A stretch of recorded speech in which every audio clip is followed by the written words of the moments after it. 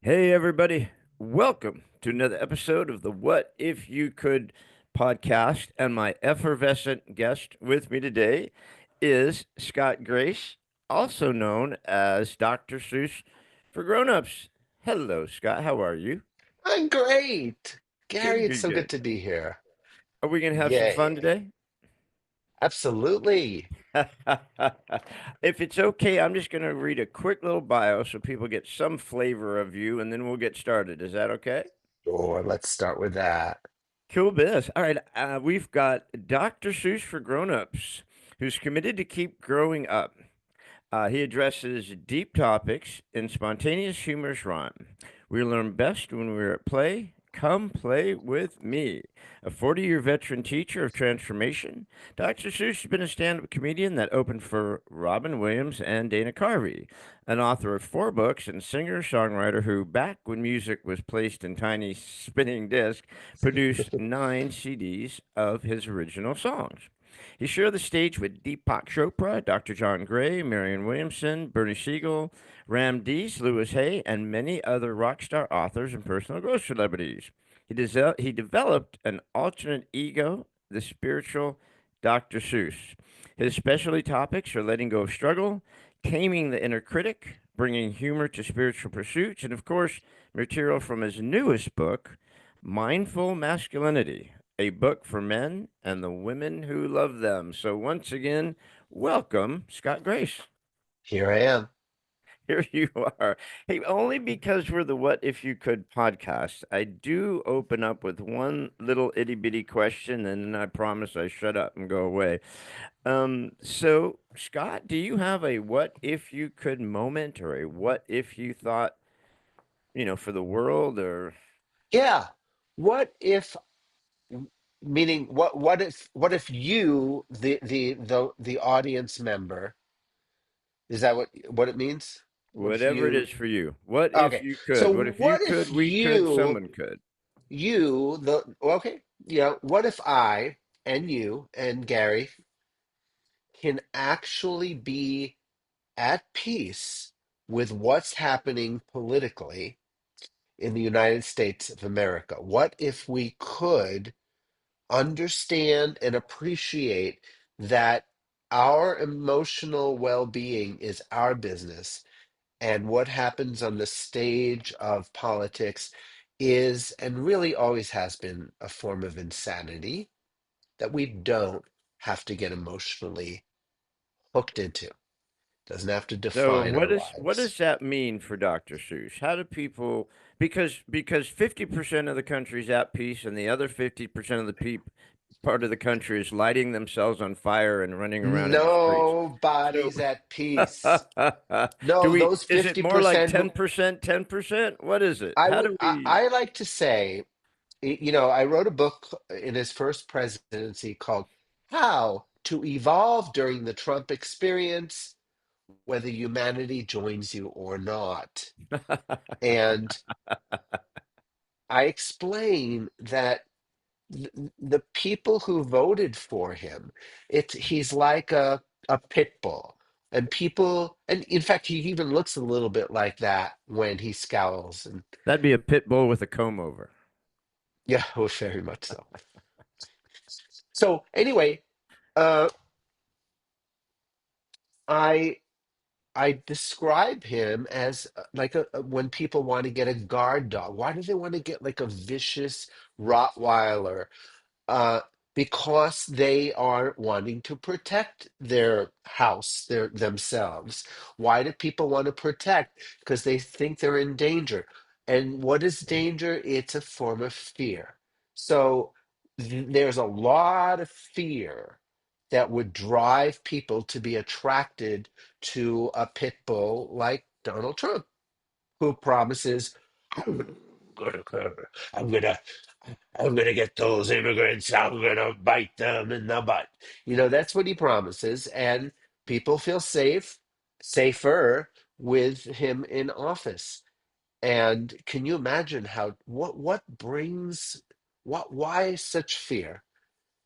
Well, you got two And I things. You've got fear is false evidence appearing oh yeah, real, and you've got fuck everything and run. So, I've never heard that one. I've never heard. I've heard fear. I've heard the false evidence. I've also heard forgetting that everything's all right. Forgetting yep. that everything's all right. There's a song. There's a song in there for you, Doctor Seuss. There, well, actually, one of my rants as Dr. Seuss is about fear, and let me share a little bit of it. So, gather, my friends, 'cause the end times are near. Not the end of the world, but the end of your fear.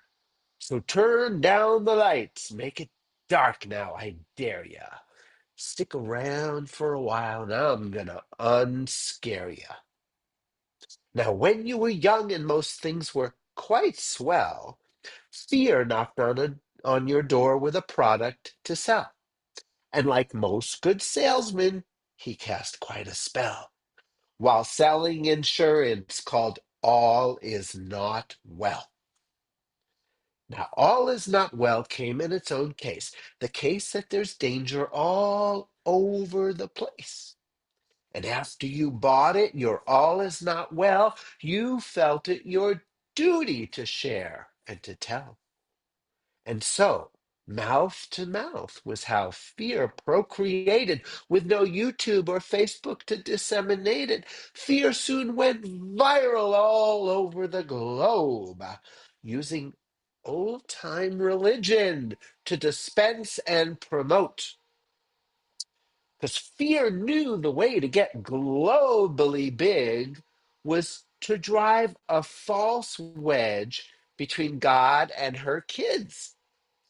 And that's how fear came to be so domineering by replacing God loving with you must be God fearing. Then fear and religion began co creating and cooked up a symbol of fear they called Satan, as if infinite love had a worthy opponent with pitchfork in hand who could pounce any moment. The concept was great for maintaining control, making people behave as if they're on parole. Because when God loving, God fearing people are scared for their souls, they put much more silver and gold in the bowls. Now, this is a 7-minute poem, so I don't want to go further, but I do want to share the happy ending. So, Okay, share the happy ending. We all love a good happy ending. yeah, uh, so you get off your couch and turn off your TV and tune into WLOVE. It's got no commercials and nothing to sell, just a steady reminder all is well. And all is well is insurance enough. You're already covered by a plan you can trust. You've got Universal, the original plan. There's never a moment you're not in good hands. You're no longer buying fear's insurance scam because you know every moment you're in good hands. Lovely. Whose hands are they? Ah, I don't put names in people's minds. You could say the universe, you could say God, you could say Jesus, you could say the great mystery. Could be Yeah, anybody, right? It could be well, anybody or anything that you believe in, I would imagine. Whatever make it's like well, in hopefully, AA, yeah, they don't tell you you have to believe in God. They just yeah, tell you have to believe in a higher source because you yeah, have to take your disease and hand it to someone who can handle it more than you. So it that's could be anybody, exactly. right? I try to limit the dogma. I don't need people to believe in God to trust that there's love that has their back. Yeah.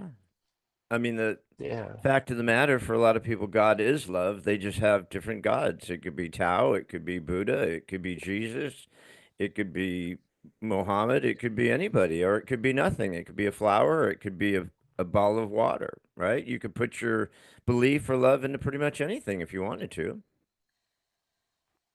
I Absolutely. believe in your song. So how Uh, about that? what song? So you have a lot of different hats. You do a lot of different things. Um, what is it that Dr. Seuss loves to do the most? Take serious, painful, difficult subjects and turn them into lighthearted, playful, and sometimes even really funny uh, methodologies, rhymes that help to penetrate people's usual defenses, get past the intellect, and go into the heart. What do you find funny about today's world? Today's world? Well, not a lot. Uh,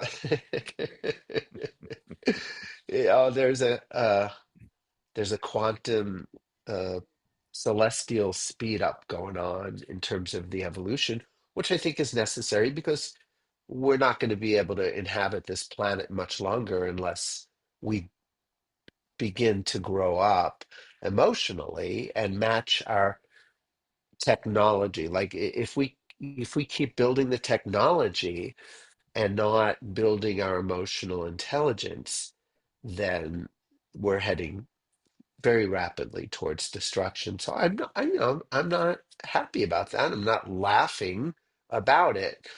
Uh, and at the same time, I am feeling this urgency to help people become emotionally aware, emotionally intelligent, and if they're ready for it, to let go of this illusion that we're islands, that we're separate, that I can be happy at your expense, that I could we can have incredible wealth in one country and terrible poverty in another country, terrible droughts. Like, I think that the crisis of our times today, including Donald Trump, are forcing people to start to behave as one planet. And that, to me, I have hope around that. I have excitement. I see through the grassroots how people are just coming together and, instead of fighting the injustice, standing up for love, creating. I live in a community, Gary. I mean, it's pretty mature. It's pretty wonderful. This is the way I think, we're tribal beings and that we belong together, supporting each other, not To in quote these like, the great Rodney King, yeah. why can't we all just get along? Hmm. What's all this division about, Dr. Seuss? What's going I mean, who's the puppet master who's creating all this division and hate and anger with people? Well, uh, I would say the puppet master is fear, and fear takes a variety of names. Fear itself likes to stay hidden from view and play hide and seek in its host, which is you. I'm not afraid, I'm just angry, it shouts. I've been mistreated and need to speak out. I'm not afraid. I'm upset and I'm caring. So many disguises that fear enjoys wearing. He's proud of his wardrobe because he designed it. Though he wouldn't admit it, fear's quite clothes minded. So he doesn't realize he's dressed kind of funny, wearing layers of worry, looking like a stress bunny. And when you're not looking, he dresses you too in stress bunny outfits that don't become you. Because when you wear worry, it wears tight and stiff. From statically clinging to imagined what ifs, worst case scenarios fill your projector. Then fear says, don't worry. I'll be your protector. He shows you his life insurance policy and says, here's what you get when you sign up with me. You get top-notch around-the-clock security, an armored alarm system on your body. And if you're harassed, I'm your personal bouncer. And for making decisions, I'll be your guidance counselor. No more will I let you take risks that could hurt you. Just stick with me, kid. I'll never desert you. Now, all of your loved ones have already signed. Don't be a black sheep. Join the flock. You'll be fine. This is going somewhere. This is And it will answer your question. I've discovered Dr. Seuss is also a rapper.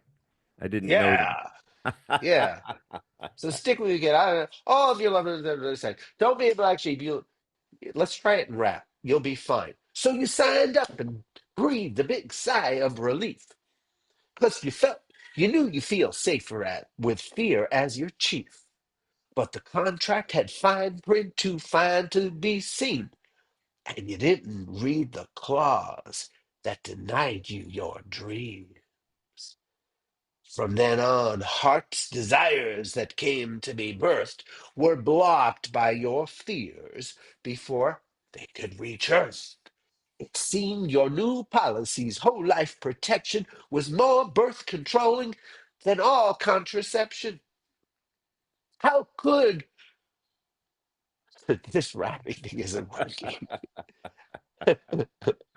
You're um, on a roll, how Dr. Seuss. Don't stop uh, now. how how could um, how could you give birth to a life more abundant with fear in your ear like a cable news pundit who's yelling, "Oh, I'm telling the truth," fair and balanced, while drowning out most of your love, gifts, and talents? Now, fear says, "Get real." That's his bottom line point. And that's his bottom line thing. And fear learned what's real from his friend Stephen King, whose collection of books make outstanding addictions, as long as you realize you're reading fiction, which is what you can do with your own fear collection. Just transfer them all to your mind's fiction section. Because no matter how gripping a, a tale fear can tell, its original premise that all is not well is a bit topsy turvy in this universe and deserves to be laughed off the face of the earth. And when you're laughing, you let in the light, which makes fear pack his bags and get on the next flight. Because fear needs to feel needed.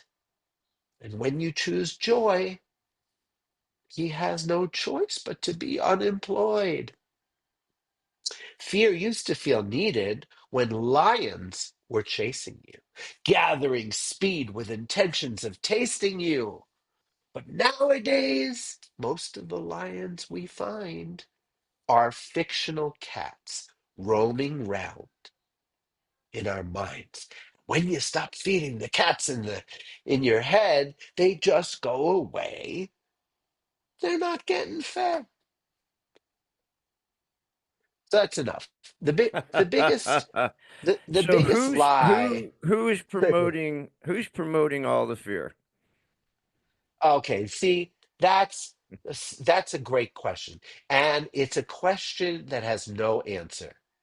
Because and first of all, it's a question that my fear is that it leads to blaming rather than understanding and healing. It's like when the Garden of Eden, like when the that thing happened, whatever it was in the Garden of Eden, like who cut the cheese? Was it Eve? Oh yeah. So the sense of separation happened. This is another poem I'm going to quote from my collection. And then came the blame game, the who cut the cheese. Was it Eve or a snake or the wrong choice of trees? The day to day play, all the joy they were given, gave way to this sense we must work for a living. God did reply, kids, you got to be kidding. Everything you could want is right here, not forbidden. But they would not, they could not receive the good news. They thought that to play, they must first pay their dues. By the sweat of thy brow, we must now earn our bread. And they didn't know the gluten had gone to their heads. What you've got a number of books here. I mean, you kind of draw from some of them. Your most recent is Mindful Masculinity, a book for men and the women who love them. With all these different things that we've chatted about, how'd you come Yes. up with that book? That just seems incongruent for some of your other stuff. How'd you come up with that one? All right. So during COVID, I needed to get some extra income. So I got a part-time job with a company called Man Cave America. And Man Cave America. yeah, a Bay Area tech company. I was doing data entry and answering phones just 20 hours a week. And I wasn't all that excited about it. I just needed a paycheck. And uh, so eventually my boss stumbled upon one of my books and he called me up and said, "You're a really good writer. You know, I started this company because I have an interest in what it means to be a man. And I have some topics I'd like you to write about." So he gave me some topics and we called them essays. And I sent it to him and he gave me some more topics. And again, I was inspired about this. And I guess 10 essays. And I said, "Henry, these are not essays, these are chapters. This is a book." And he ended up publishing it, becoming a publisher. And that's how the book got created. So, what is the book Mindful Masculinity? A book for men in the world, women who love them. So, dig into that book a little bit. What is mindful masculinity in today's uncertain masculinity world where toxic masculinity is bad? Yeah, yeah. Let's try that. So, there have been just a few thousands of years of history where uh, men have dominated women, dominated the earth, fought battles based on, egos running out of control. So there is a lot to be aware of in terms of where we've gone wrong, but at the same time, there is a major increase in men maturing, and uh, part of it is evolutionary necessity. We're again, we're about to, just destroy the planet a little bit, unless we grow up pretty quickly. So mindful means aware, becoming aware. I like to say that most men are more interested in what's under the hood of their cars than what's under the hood of their psyche. And that's changing really quickly. And the book is a catalyst for helping men who are interested in becoming self-aware, in being what makes me tick, what makes me feel anger, and what's underneath that anger, and why do I hate myself, and why am I constantly trying to prove my masculinity instead of just living it? And what is masculinity anyway? What is masculinity, anyways? Oh God, I can't believe you asked me that, Gary. Where'd you Well, even come up with that we've got question? mindful masculinity, so there's got to be an answer somewhere. What There is is, there masculinity? is. So masculinity, in my view, I don't know what Webster or Wikipedia might say, but in my view, it's the power, the power. Now, meaning the power to bring action, the power to move through fear, the power to hurt, the power to dominate. But those are not where I would like to to focus on. I would like to say that the evolution of masculinity is learning to take your power away from competition and domination and put it into how can I serve, protect, create. There's an archetype of a warrior, and the warrior on the battlefield facing death, so alive, so courageous to keep going when at any moment they could die.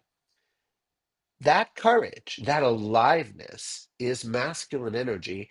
And what we're being invited to do now is to take the courage of the warrior, take that fiery willingness to embrace and move through fear and apply it to our own psychological fears, the righteousness, the shame that may get in the way of giving our gifts and being all we can be without having to join the army. Do you think that men and women still have defined roles as far as masculinity and femininity? Well, first of all, the roles are rapidly changing, and it's almost like we have choices our parents never had. We can actually choose traditional roles and get through, get through life doing it that way. But what's different is that we also have about 10 million other possibilities, and the choices the amount of choices, it brings a lot of anxiety into a person's psyche when they they they, they don't have to play by the rules anymore. They could quit college, they could travel, they could, even change their sex. I mean, there's the sky's the limit.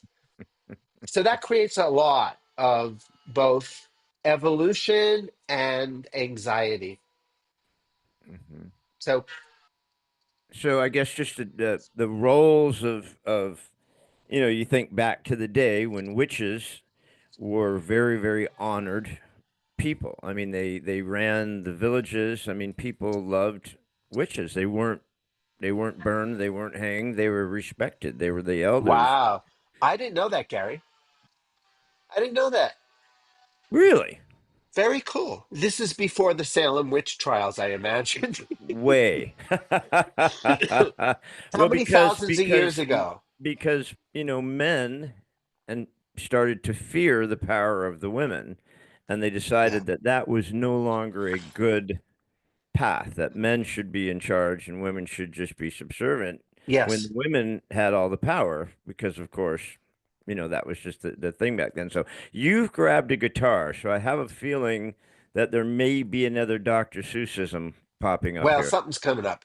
But before I sing, I just want to say, like, men fearing women is a reflection of men fearing their own right brain, which is the seat of intuition.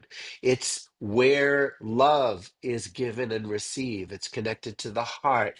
It's connected to nurturing life. Masculine energy wants to like fly to the moon and then go to Mars, go where no man has gone before, pioneering. And female energy wants to nurture what's on the ground, like the plants, the planet, the children, like, and both are it's so important. And it's not an either or. There's no battle between what masculine and what feminine energy wants, unless you are cut off from half of your brain and all you can do is think from the left side, and then the what the woman represents is threatening to you. So do we still have Mother Nature? And we still have a masculine man. Do we still have that, or has that Yes, been we do. Of we've course. Mother Nature, blurred that? you can't fool Mother Nature. That's what I've And heard. there are masculine men, and they build roads and they fight fires and they are necessary. No, nothing is unnecessary. No one, yeah, everyone has a part to play. And but you had mentioned the roles are changing, and when I started to wake up to, I'm playing a role. I'm not being myself. I wrote this song.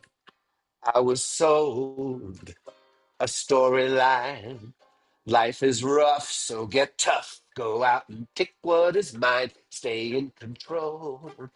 Get the upper hand. Show no fears, cry no tears. Learn to be Superman. Now that story is burning, going up in smoke. I can't live it any longer, 'cause I'm being choked. In the pitch black night, I'm looking for my heart. The light may be coming, but I'm still in the dark. Moving out the old, bringing in the new, and walking through the fire between the two. Moving out the old, bringing in the new, and walking through the fire between the two. What am I doing here? What are my dreams? Should I be flowing with the current or be rowing upstream? Is there an end to these cycles of pleasure and pain? Does my joy need my sorrow? Does the sun need the rain? Moving out the old, bringing in the new, and walking through the fire between the two. Moving out the old, bringing in the new, walking through the fire between the two. Song ain't over by a long shot, but I'm stopping there because you and I have time management. Love it. So I want to go do this. A 40-year veteran teacher of transformation. That's a long What the time hell to be does that dealing with mean, Gary? transformation, right? Yeah, what does that mean? Yeah. What is How do that? I stand by that statement? I don't know. You're gonna have to tell me, Doc. I'm just an innocent bystander. Okay. All right. Well, it's been over 40 years since I led my first workshop. And I was really young. I was like, what, 22? And I got a taste of how I love to help people, and how that I have a natural innate ability to make people feel safe. I do it in my coaching practice one on one, but then I lead these groups, and this is something in me that has known how to do this my whole life. So there you go. When you talk about workshops, what Yes. does that entail? What are your workshops about? Oh my goodness. Whatever I'm passionate about, I can turn it into a workshop. Uh, some of my favorites are Say Yes to Your Dreams, Healing the Inner Child. Now I'm going to go on tour, college campuses and stuff, and teach how to respect people who violently disagree with you. Like there's a lot of You mean we pain don't going want on to in the throw country. Mazel Tov cocktails all the time and burn shit Mazel down, tov. or And there's an alternative to that, and you have. I used to teach nonviolent communication, and it appears I'll be teaching it again because the freaking country needs it. We need it's been a rough 8 years, Dr. Seuss. 15, 16, 20, whatever. Yeah, It's, 40, 50. it started a long time ago. Look what Abraham Lincoln had to deal with. Look at, people who were against slavery had to concede. And yeah, it's the same old story, different characters. History tends to repeat itself, doesn't it? Yeah. It does. Not always in a good way either. We find ourselves in weird cycles of good, bad, or just not as bad. But it's just kind of a Oh weird yeah. phenomenon. Yeah. And when I don't know if I would use the word teach, but when I promote nonviolence towards Trump and his voters, very much just like the way Martin Luther King or Gandhi would approach, you know, people are like, well, we didn't stand up to Hitler, and look where that got us. The lesson is, you gotta stand up, and I'm saying, sure, stand up, but you don't have to do it in anger. You don't have to do it by attacking people who don't share your voting style. You Yeah. know, so golly. Yeah, it's so you've done a whole heck of a lot of different things. I mean, you've shared the stage with Deepak Chopra and Dr. John Gray and Marion Williams. I mean, Bernie Siegel. I mean, all these are big, thoughtful people. I mean, we could spend 6 hours on Robin Williams, but I mean, um, that's an interesting range. They're all very deep thinkers. Obviously Deepak and Dr. John Gray and Marion Williamson, who's run for president a number of times and stuff like that. When you're interacting with these people, what's that like? That's kind of a cool crowd. There's so many stories I can tell you. If you give me 4 hours, we can talk celebrities and what they're like and how intimidated I was and how much I wanted to earn their respect and approval, and lots of good talks. There's somebody mowing something out there. Let me just close my window. Okay. All right. Okay. I'm back and better than ever. You talk about your specialty topics are letting go of struggle, taming the inner critic, bringing humor to spiritual pursuits.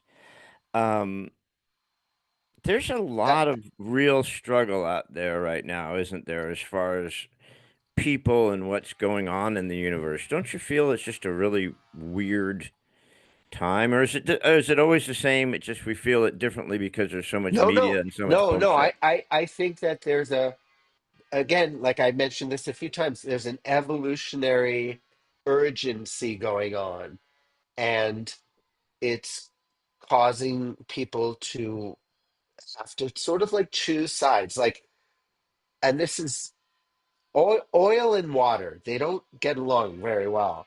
And right now, people who are entrenched in fear are not getting along with people who are moving in the direction of love. Love and fear are like oil and water. They don't play well together. And what was your question? I lost my You train of can go thought. anywhere you want. No, we were just talking about the struggle that we're seeing, with Yeah. the Okay. letting So go of yeah, the struggle and taming the yeah. critic. So I Bring, have this whole thing about letting go of struggle, and uh, personally, it's been a theme in my life, and it has been a spiritual transition. In other words, uh, well, part of one of the poems is, what in the world is this thing struggling? Allow me to define it, this world famous thing.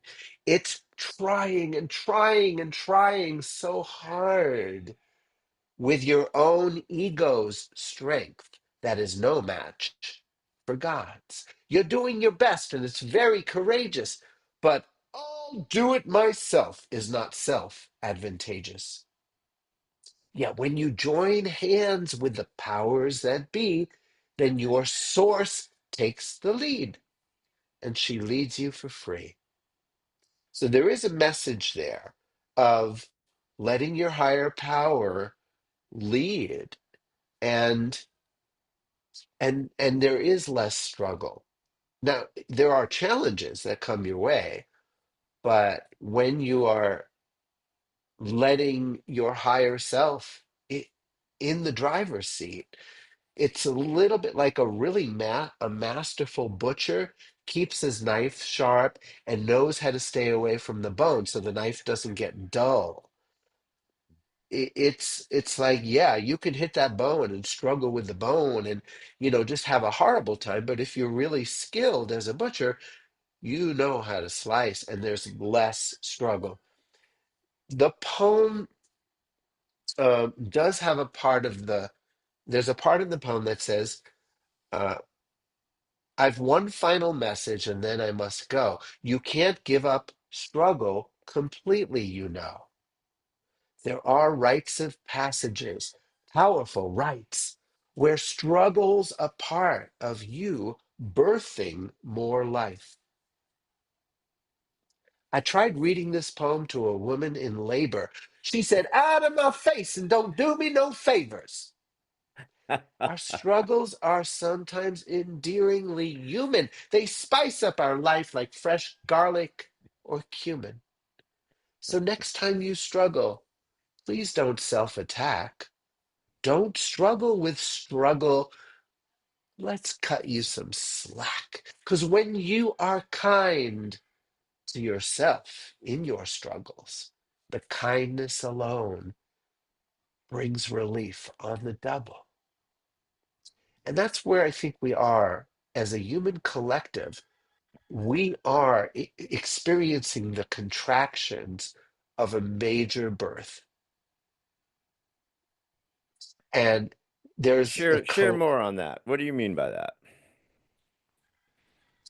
well, uh,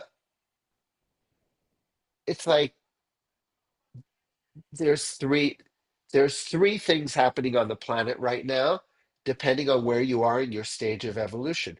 You're either a caterpillar crawling, just very powerless, very small in your consciousness, or you're in a chrysalis and something's happening. You can't explain it, and you just don't know what's going on, but you know that you need to withdraw from the world and just take care of yourself. And the other is there are butterflies, and they are running around having a great time on this planet. And the hard part is the caterpillars are not relating to the chrysalis or the butterflies. They think theirs is the only way to be on the planet, and that we're insane for flying around having fun, showing our colors. And that's what I mean. We are in a birth process, and the old world is dying. Make no mistake, just because there are more autocrats, like dictator type of people, not just in the United States. These are the last death pains. The children who are being born and growing up now have no interest in the world that we live in. They are coming in with new marching orders and new downloads that are so exciting to me. I have a 16-year-old daughter. Mm. My You daughter will not use a napkin at all because she knows that to use them, a tree has to fall. There's a whole poem I wrote for teens. Can she use a cotton napkin? Absolutely. That's what she Okay. does. I was just curious because if you're eating, something that gets messy, you want to be sure of that. Well, Dr. Seuss, you kind of have a plethora of thoughts on many, many, many, many, many, many things. It's so Um, exhausting to be me. but in a fun way. But in a fun way. But in a good way. Um, I know I open with the what if you could question because we're the what if you could podcast. I kind of my thing. Um, but I What do you like want to to kind of close with? what's that? Are we going to close? Is that where we're Well, going? I have a question. I just have another question because I try not to have too many questions because I want you, this is the Scott Gray show. I don't want to get in the middle of it too much. Um, but I do have a question because you kind of have a lot of different interesting perspectives on stuff. And I wonder if there's something that is paramount, something really near and dear to you that you say, if I got to leave these guys with a thought, if I got to leave these guys with a message, if I there's one really important thing to me that I would like to leave with the what if you could crowd. What do you think that would be with all your I don't different know. Let's philosophies? find out. Because what happens is when I hear that question, Mm-hmm. I hear a song that will be written in the moment. Okay. And as it comes through, I will understand what I want. So this is what I want to say to the what? There's a what if you could crowd, and I hear people thinking out loud, saying what's gonna come out of Scott now, and so I will allow. Gary's been so kind to let go. And let this be the Scott Show. And now he's asking, what do I value so that I'll leave folks with? It is this. You are safe. You're in a very safe place. Don't think the world is out to get you. Fear is an idea, time to forget and let yourself just shine. Pay your fears no mind. There's a world being birthed upon this earth. It needs you to put first things first. You don't have to fight fear, you can stand up for love. It'll fit you like a hand in a glove. Stand up for what you believe. Give thanks for every breath you breathe. This is a magical life we live. You've got gifts to give. Immerse yourself in giving your gift. That's what I have to say.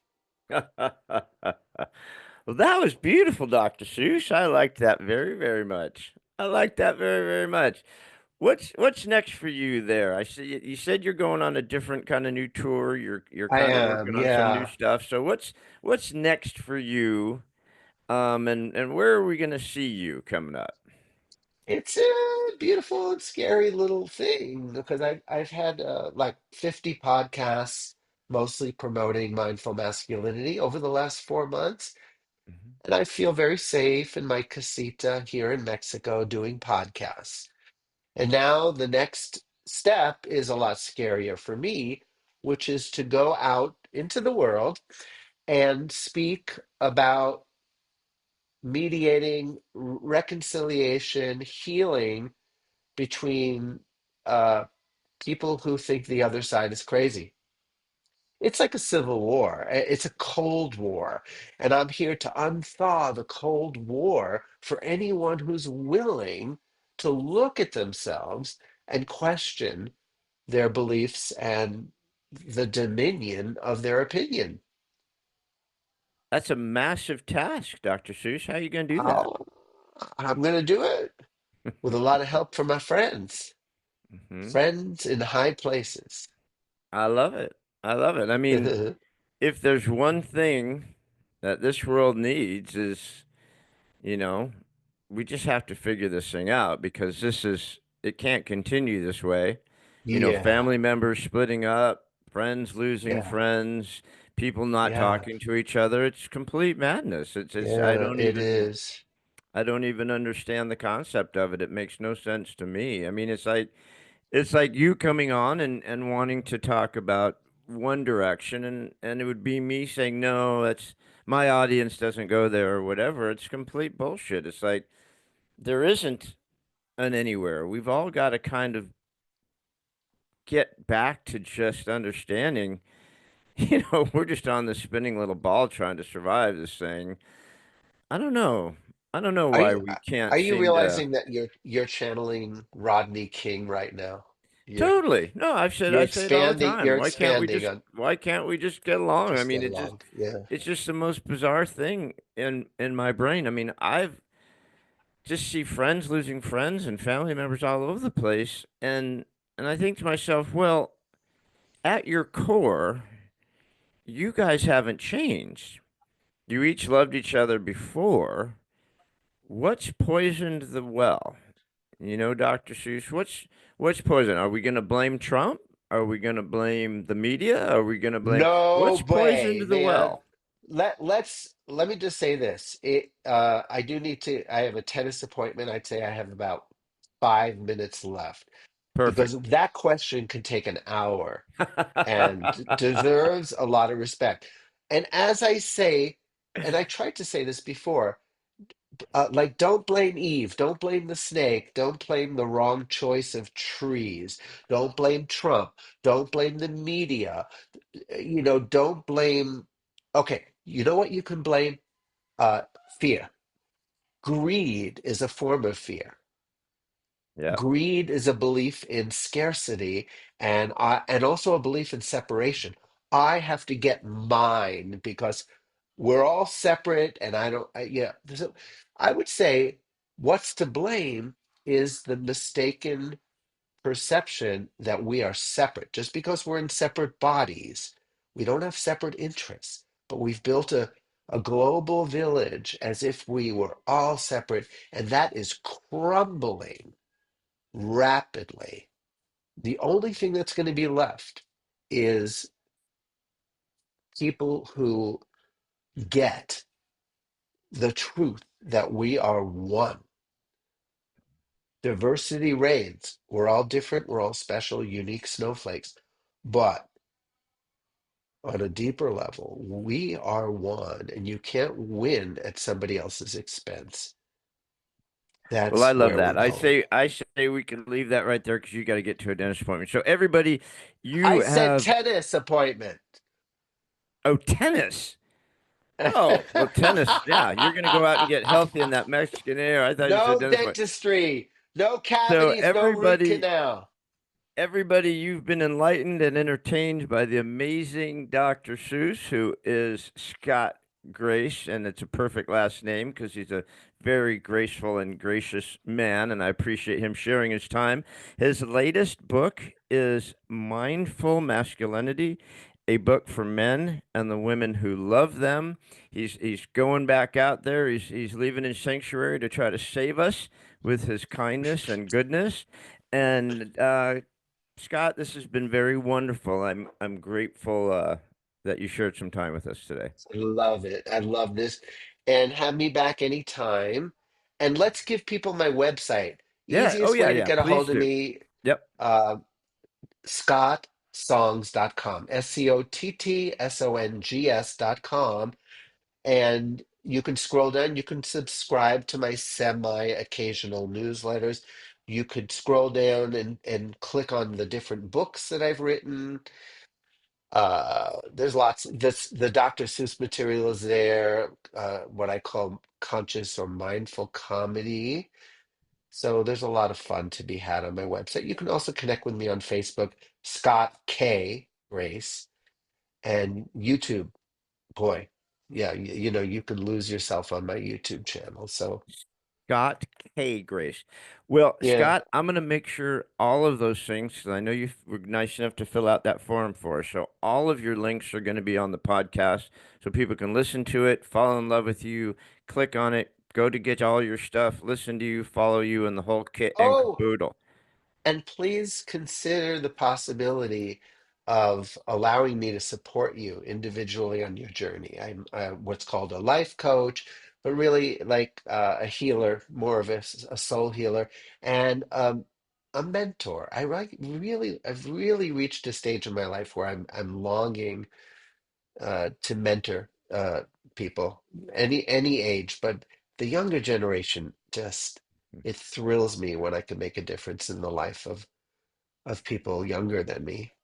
I love that. And we're going to make sure there's a link to that because I've been on your website. It's awesome. There's going to be a link to your website so people can go there and find all your stuff and get a good groovy mentor. Who doesn't want to be mentored by Dr. Seuss? Everybody does.